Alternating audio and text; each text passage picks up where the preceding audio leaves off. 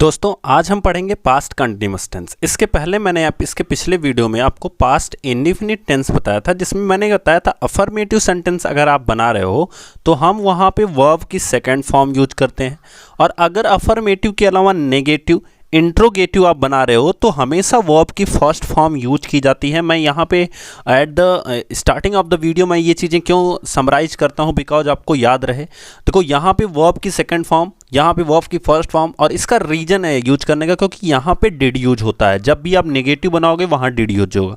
इसका मतलब एक और चीज़ समझ में आ रही है कि जो हेल्पिंग वर्ब होती है इंडेफिनिट की, वो क्या होती है, वो डिड होती है। अब हम आज पढ़ने जा रहे हैं, चूंकि कंटिन्यूअस टेंस पढ़ने जा रहे हैं, तो इसकी हेल्पिंग वर्ब हम आपको बता दें तो यहाँ पे वाज और वर लगेगा। ठीक है, देखो ध्यान से समझना, इसको वर बोलते हैं, वेयर नहीं बोलते हैं। बहुत सारे लोग बोलते हैं, ठीक है, इसलिए गलती नहीं करना है आपको, वर बोलते हैं। ठीक है, वाज कब लगेगा, जब सिंगुलर होगा। एंड याद रखो, जब सिंगुलर होगा और साथ साथ में अगर आई है आपका सब्जेक्ट तो वाज लगेगा, और साथ साथ में अगर प्लूरल सब्जेक्ट है आपका तो हमेशा क्या लगेगा, तो वर लगेगा। इस चीज को आप लोग याद रखिएगा। उसके बाद देखो, जैसा कि हमने पढ़ा था कि प्रेजेंट कंटिन्यूअस टेंस में हमें क्या लगना था, तो हर समय वर्ब में क्या लगता था, आईएनजी लगता था, तो यहाँ भी आईएनजी लगेगा। इसलिए आपको परेशान नहीं होना है। कहीं भी आपको कंटिन्यूअस दिख गया, इसका मतलब वर्ब में हमें क्या लगेगा, आईएनजी लगेगा। अब जैसा कि यहाँ पे लिखा गया है पास्ट कंटिन्यूअस टेंस, इसका अफर्मेटिव सेंटेंस कैसे बनेगा, तो इसका रूल दिया गया है। तो रूल नंबर फर्स्ट दिया गया है, कैसे बनेगा, तो देखो यहाँ पे लिखा गया सब्जेक्ट प्लस वाज और वर। जैसा कि मैंने बताया, वाज आपका तब लगेगा जब सिंगुलर सब्जेक्ट होगा, और उसके बाद जो एक और सब्जेक्ट अगर आई होगा तो वाज लगेगा। और इस चीज़ को याद रखना कि मैंने इसके पहले नाउन प्रोनाउन वर्ब और एडवर्ब पढ़ाते समय ही ये सारी चीज़ें डिस्कस कर दी हैं कि कौन सी चीज़ें सिंगुलर सब्जेक्ट में होती हैं, कौन से प्लूरल में होती हैं, कौन से सब्जेक्ट सिंगुलर कहलाते हैं, कौन से प्लूरल कहलाते हैं। सो प्लीज़ अगर आप लोगों ने नहीं देखा है तो वो वीडियोस जाके देखिए। ठीक है, अब बात आती है कि सब्जेक्ट प्लस वाज वर, और मैंने बताया वर्ब में हम क्या लगाएंगे, आईएनजी फॉर्म का यूज करेंगे, और हम फिर क्या लिखेंगे, ऑब्जेक्ट लिखेंगे। तो एग्जांपल नंबर फर्स्ट दिया गया है आपके सामने, मैं अपनी किताब पढ़ रहा था। देखो सबसे पहली चीज़ तो पहचान इसकी रहा था, रही थी, रहे थे, इस तरह की इसकी पहचान होती है। इसको भी ध्यान में रखना। तो आप पहचान पहले नोट कर लेना अपने नोटबुक में, जहाँ भी आप नोट कर रहे होगे। तो रहा था, रही थी, रहे थे, इस तरह से चीज़ों को आप नोट कर लेना। अब यहाँ पे चूंकि हमने पहले चीज़ तो सब्जेक्ट लिखना है, तो हम क्या लिखेंगे, आई लिखेंगे।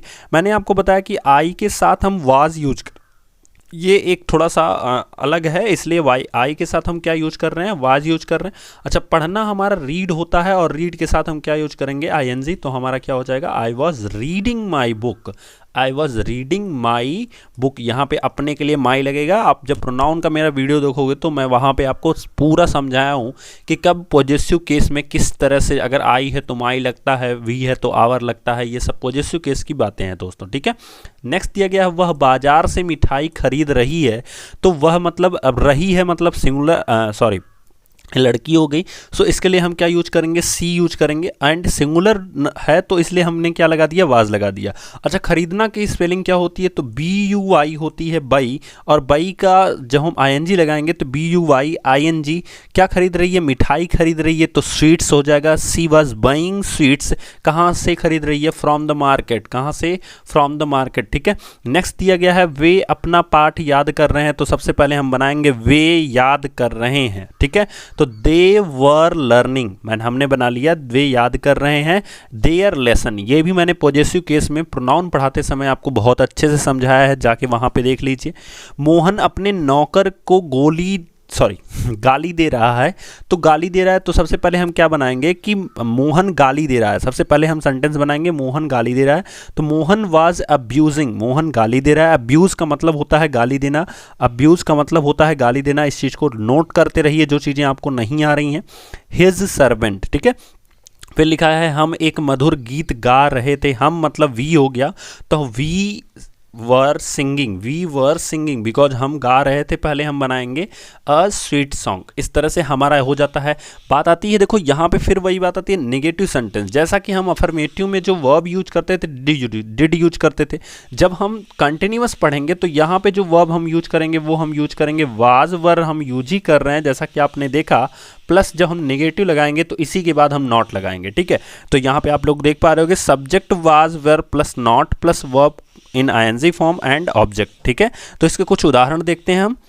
तो उदाहरण में लिखा गया है दोस्तों, मैं अपनी किताब नहीं पढ़ रहा था, तो सबसे पहले हमें क्या बनाना होगा, आई वॉज नॉट रीडिंग, मैं नहीं पढ़ रहा था, I was not reading my book. उसके बाद वह बाजार से मिठाई नहीं खरीद रही थी, तो इसके लिए हमें बनाना होगा वह नहीं खरीद रही थी, तो सी वॉज नॉट बाइंग स्वीट्स, कहाँ से, फ्रॉम द मार्केट, बाजार से। वे अपना पाठ याद नहीं कर रहे थे, तो इसके लिए हमें क्या बनाना पड़ेगा, वे नहीं याद कर रहे थे, ठीक है। तो दे वर नॉट लर्निंग, वे याद नहीं कर रहे थे किसका पार्ट, देयर लेसन, ठीक है। नेक्स्ट दिया गया है मोहन अपने नौकर को गाली नहीं दे रहा था, तो इसमें हमारा क्या होगा, Mohan was not abusing, not देखो कहाँ लग रहा है, हमेशा वाज वर के बाद ही लग रहा है, इसी चीज को आपको ध्यान रखना है, ठीक है। Mohan was not abusing his servant. Next लिखा गया है हम एक मधुर गीत गा रहे थे, we were not singing a sweet song. उसके बाद हमारा नेक्स्ट जो इंट्रोगेटिव आता है दोस्तों, मैं आपको समझा देता हूं कि जब ये एक सेंटेंस मान लो जैसा कि यहां पे लिखा गया है ना कि मैं अपनी किताब नहीं पढ़ रहा था, अगर इसी को हम इंट्रोगेटिव में लिखें तो हम लिख सकते हैं क्या मैं अपनी किताब नहीं पढ़ रहा था, ठीक है। देखो मैं नहीं के साथ अभी नहीं ऊपर लिख देता हूं, सबसे पहले मैं सिंपल बता देता हूं, पढ़ रहा था, ठीक है।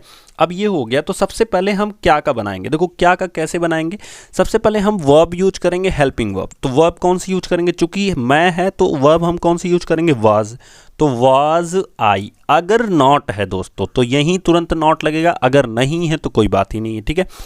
तो वाज आई, अगर नॉट है तो मैं नॉट ऐसे ही ऊपर लिख रहा हूं, अगर रहेगा तो हम लोग नीचे लिख लेंगे, नहीं रहेगा तो नहीं लिखेंगे, clear.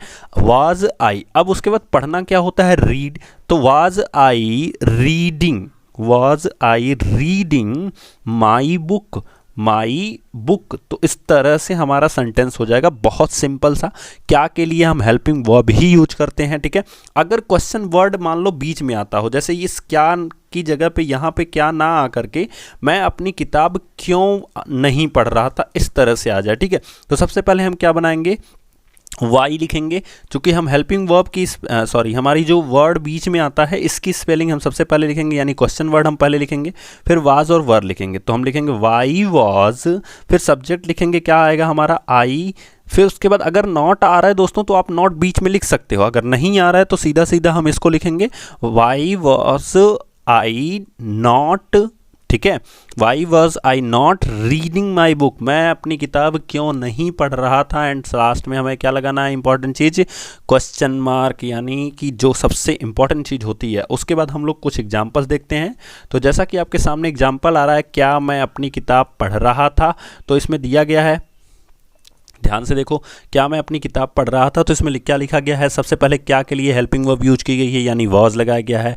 Was I reading my book, ठीक है, जैसा मैंने आपको ऊपर बना के दिखा। अब यहाँ पे बात आती है, क्या वह बाजार से मिठाई नहीं खरीद रही थी, was she not buying sweets from the market, ठीक है।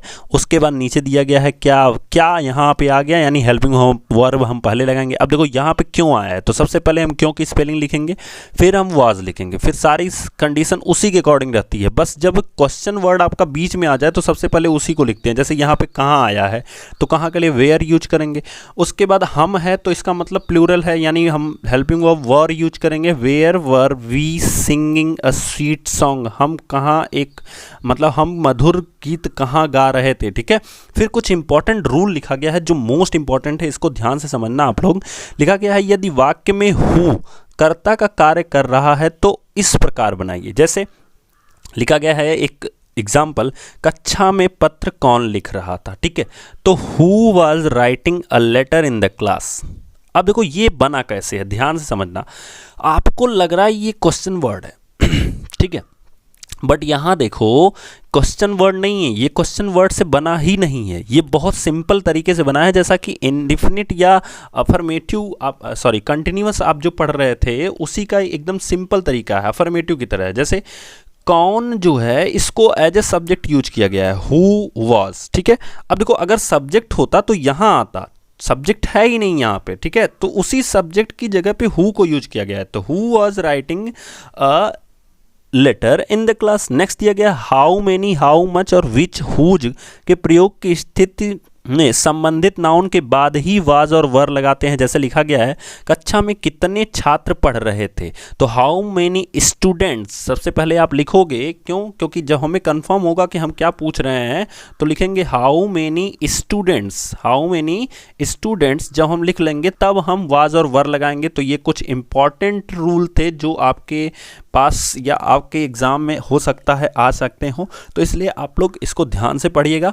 नेक्स्ट वीडियो में हम लोग मिलेंगे प्रेजेंट परफेक्ट टेंस के साथ, और जैसे ही आपका टेंस खत्म होगा दोस्तों हम पढ़ाएंगे आपको वॉइस। तो वॉइस पढ़ने के पहले आपको टेंस बहुत अच्छी तरह से आना चाहिए। अब मेरा एक सिंपल सा क्वेश्चन, आप लोग खुद आंसर देना कि क्या आपको ये टेंस आ रहा था, क्या आपको ये रूल्स आ रहे थे। अगर नहीं आ रहे थे ना तो आप वॉइस नहीं पढ़ सकते हो। So that's why try to understand, try to narration. आप नरेशन में भी प्रॉब्लम हो जाएगी आपको। सो मैं क्यों टेंस पढ़ा रहा हूँ, इसीलिए क्योंकि आपको वॉइस और नरेशन दोनों चीज़ें आ जाएं, ठीक है। तो रूल्स पहले सीख लो अच्छे से, फिर हम लोग वॉइस और नरेशन पढ़ेंगे। तब तक के लिए थैंक यू दोस्तों, थैंक यू सो मच।